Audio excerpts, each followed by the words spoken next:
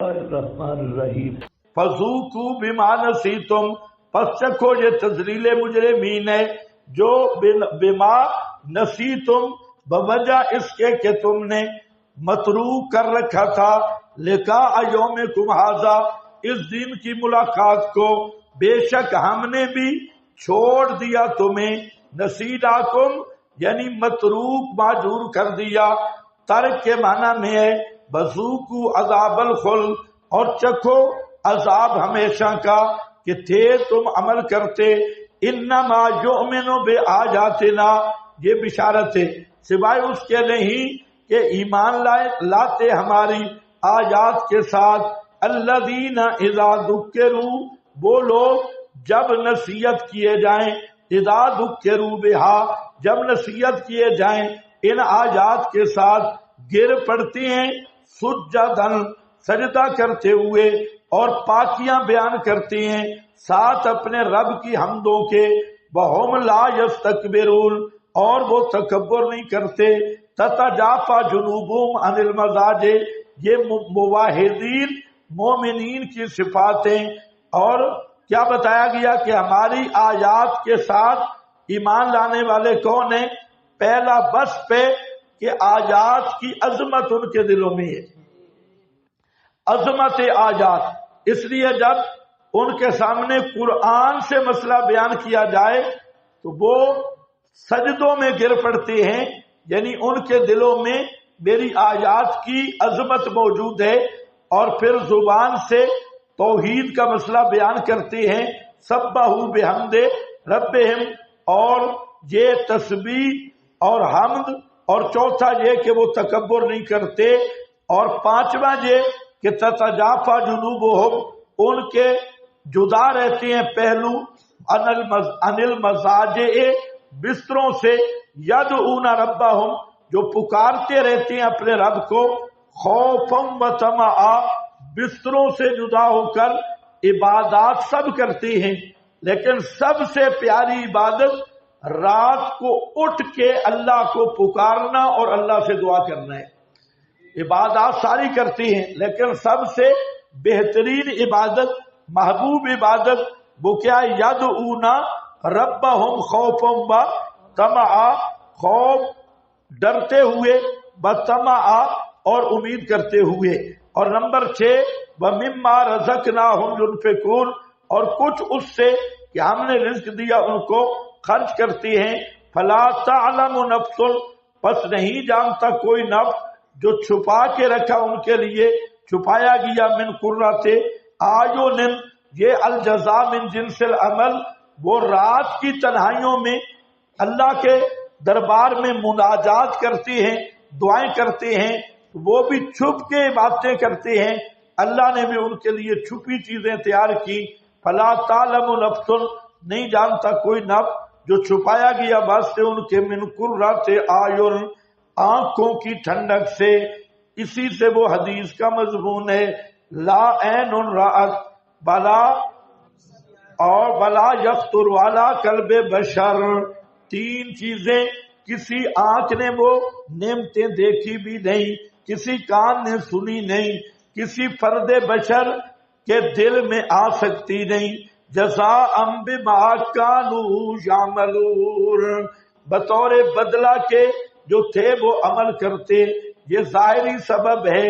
افمن کان مومنا، آیا وہ شخص کہ ہے مومن، کمن کان فاسقا، اس طرح ہو سکتا ہے جو فاسق ہو، ایک مومن آدمی ہے اور ایک فاسق ہے، ایک قرآن کو ماننے والا اور دوسرا ضدی اکڑ باز ہے، تو افمن کان مومنا کمن کان فاسقا لا یستوون، یہ برابر نہیں ہے۔ اما الذین آمنوا، بشارت ہے بہرحال وہ لوگ جو ایمان لائے اور کام کیے بھلے، واسطے ان کے جنت ہمیشہ رہنے والی، جنت المأوا، یہ ان کا استقبالی دفتر ہے، جنت المأوا، اوپر لکھا ہے نوع من الجنان تعبی الیہ ارواح الشہداء وکیلا ہی عن یمین العرش، یہ جنت المأوا وہ مقام ہے جو روحوں کا استقبال کیا جاتا ہے، پہلی پہلی جنت، اربع کا استقبال ہوتا ہے اس میں. تو جنت الماوا یہ وہی جنت ہے، جنت ماوا نزلا بما كانوا يعملون، یہ بطور مہمانی کے جو تھے وہ عمل کرتے. وَأَمَّا الَّذِينَ فَسَقُوا، بہرحال وہ لوگ جو حکم سے نکلے، خرجوا عن الایمان، فسقوا فسق کا اعلیٰ درجہ ہے، جو بے ایمان ہو گئے، پس ٹھکانہ ان کا آگے جب کبھی ارادہ کریں گے نکلنے کا اس آگ سے واپس کر دیے جائیں گے اس میں. وَقِيلَ لَهُمْ تَذْلِيلِ مُجْرِمِينَ، اور کہا جائے گا ان کو چکھو عذاب آگ کا وہ جو تھے تم تکذیب کرتے. وَلَنُذِيقَنَّهُمْ، اور البتہ ضرور بے ضرور چکھائیں گے ہم ان کو من العذاب الادنا دون العذاب الاکبر. عذاب ادنا سے مراد کیا ہے؟ دو معنی ہیں. عذاب بالادنا دنیا کا عذاب، اور عذاب اکبر سے مراد قیامت والا عذاب. ایک معنی یہی ہے، اور دوسرا معنی یہ ہے کہ عذاب ادنا سے مراد قبر کا عذاب، اور العذاب الاکبر سے مراد قیامت کا عذاب. عذاب ادنا کون سا؟ قبر کا. عذاب اکبر قیامت کا. ایک یہ اور ایک یہ کہ عذاب ادنا سے مراد دنیا کا عذاب، اور عذاب اکبر سے مراد قیامت والا عذاب. تو عذاب القبر حق، یہ مسئلہ ہے کہ قبر کا عذاب حق ہے، لیکن یہ عذاب جو ہے اس گڑھے کے ساتھ خاص نہیں، اس کی بات آئے گی. یہ جو للڑ پارٹی ہے، چبل پارٹی، انہوں نے اس عذاب کو اس گڑھے کے ساتھ خاص رکھا ہوا ہے. تو پھر صرف مسلمانوں کو ہے، ہندوؤں کو کوئی عذاب نہیں. سکھ ہندو گنگا میں گئے وہ عذاب سے بچ جائیں گے. پھر تو جو للڑ پارٹی کا نظریہ ہے مسلمان کے ساتھ سب سے بڑی زیادتی ہے اس کو دفن کرنا، دفن کر کے فرشتوں کے آگے چڑھا دیتے ہیں. نہ دفن ہو، نہ قبر ہو،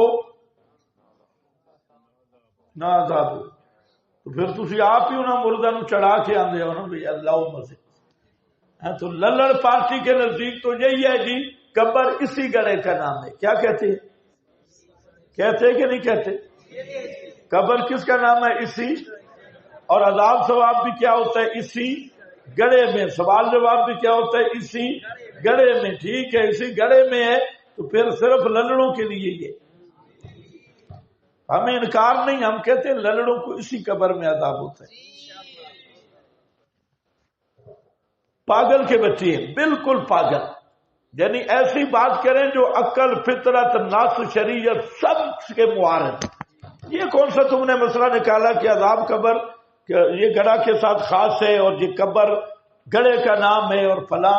یہ ماسٹر اکاڑوی کی محنت ہے، ورنہ اکابرین دیوبند میں ایک بھی اس کا قائل نہیں کہ قبر شریع یہ گڑھے. یہ صرف کسی پاگل کی بات ہے ماسٹر کی. ورنہ آپ سوچیں کہ چائنا والے کیمیکل لگا رہے ہیں، خود سعودی عرب میں کیا ہے، مردہ دفن کرتے ہیں، ہفتے کے بعد اس کی ہڈیاں نکال دیتے ہیں، دوسرا دفن کر دیتے ہیں. 2 مہینے کے بعد وہاں تو قبرستان ایسے ہیں، جو جنت البقیع میں بھی ایسے ہو رہا ہے، اور بھی قبرستانوں میں ایک مردہ، ایک قبر، ایک مردے کی ہڈیاں گل گئی، اس کو ہٹا دیا، دوسرے کو دفنا دیا، پھر تیسرے کو دفنا دیا، چوتھے کو. اور برطانیہ یورپ والے مثالیں لگا رہے ہیں، ہر سے ختم، کیمیکل سے ہر سے ختم. ہندوستان والے لکڑیوں سے جلا رہے ہیں. کتنے آدمیوں کی قبرستان بنتے ہیں. یہود نصارہ میں پہلے عادت تھی قبرستان کی، اب ان میں بھی کم ہو گئی، اور مسلمان اور باقی دنیا جتنی اربوں دنیا، ان کی یہ گڑھا ہے ہی کوئی نہ، تو اب ان کی قبر کا عذاب اب بتاؤ عذاب قبر کو ہم مانتے ہیں یا وہ مانتے ہیں؟ سب سے بڑے عذاب قبر کے منکر للڑ اینڈ کمپنی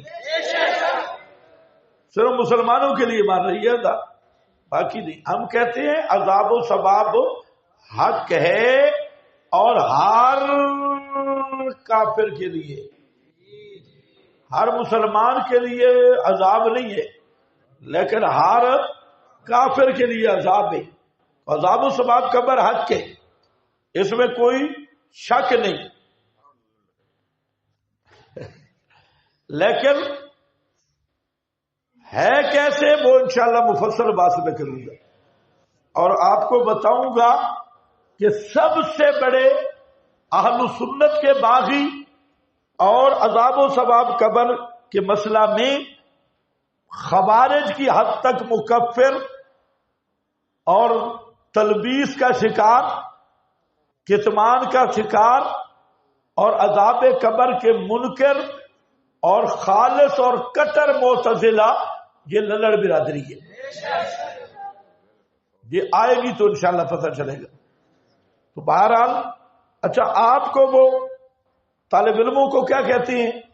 شیخ الحدیث بھی یہ مماتی عذاب قبر نہیں مانتے، ایسے کہتے ہیں یا نہیں کہتے؟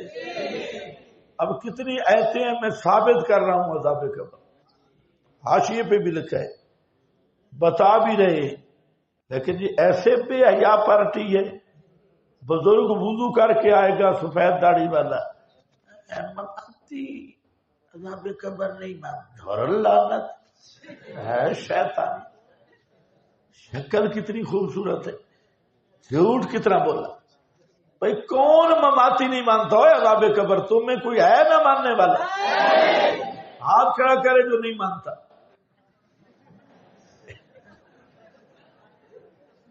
کوئی آدمی ہے جو عذاب قبر نہ مانے؟ اور آپ میں بوڑھے بھی ہیں، بزرگ بھی ہیں، جوان، کوئی ایک ہاتھ کھڑا کرو کہ عذاب قبر کا منکر ہے. پھر یہ بے ایمان کیوں جھوٹ بولتے؟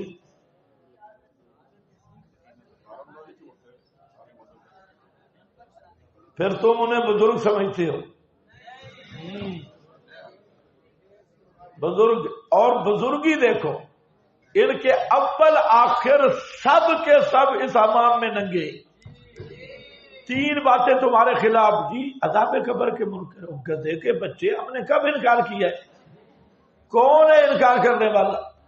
یہ جی حیات النبی کے منکر ہے. کتنے بیٹھے ہو ذرا ہاتھ کھڑا کرو حیات النبی کے منکر.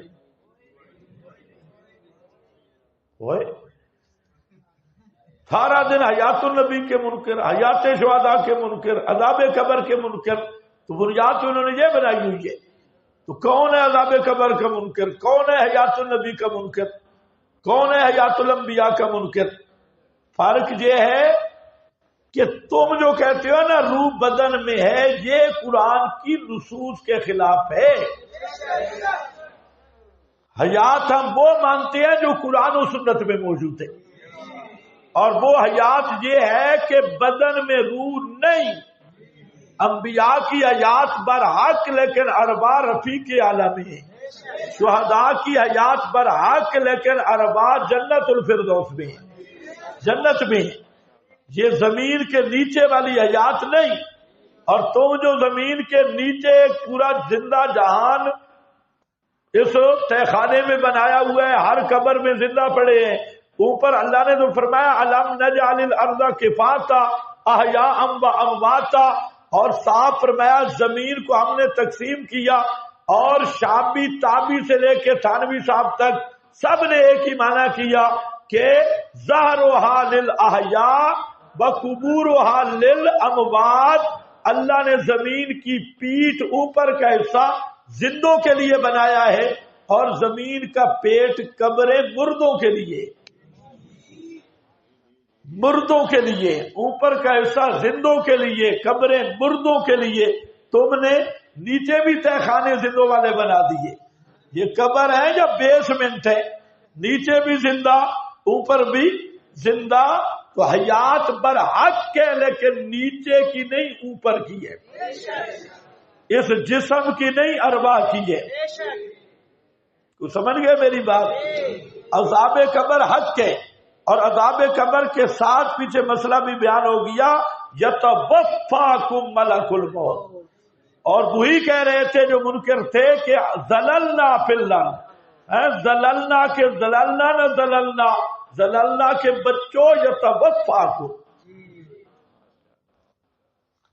پورا تمہیں لے لے گا، پتہ نہیں تمہیں سمجھ بھی آئی جگہ، من العذاب الادنا دون العذاب الاکبر،